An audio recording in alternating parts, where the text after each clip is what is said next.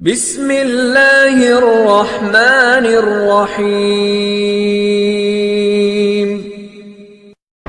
Sir, my name is Dheeraj and I am a student. My one Muslim friend told to me that according to Islam, sun is the center and earth revolves around it.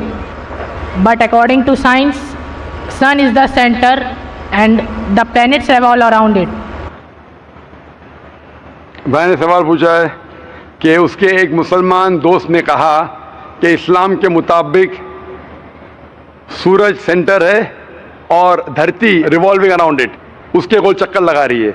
लेकिन science कहता है, भाई साहब ने कहा कि सूरज centre है और प्लैनेट्स उसको रिवॉल्व कर रही है।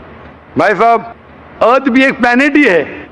तो जो कुछ आपके मुसलमान दोस्त ने कहा वो भी सही है और जो आपने कहा वो भी सही है। Earth is a planet. तो आप जब कहते हैं कि प्लैनेट्स गोल चक्कर लगा रहा है सूरज के, earth is also a planet.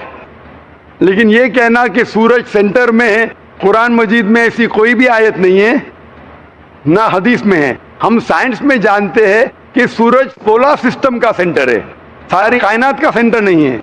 जो कुरान में जो आयत आती है सूरह अंबिया की, सूरह नंबर 21 आयत नंबर 33 में लिखा है, वल्लज़ी खलक़ल लैल व नहार, अल्लाह सुब्हानहू व तआला ने रात बनाए और दिन बनाए, व शम्स वल कमर, सूरज और चांद, कुल्लुन फी फ़ल्क़िन यस्बहून, ये आपस में घूम रहे और अपने महवर पे चक्कर लगा रहे।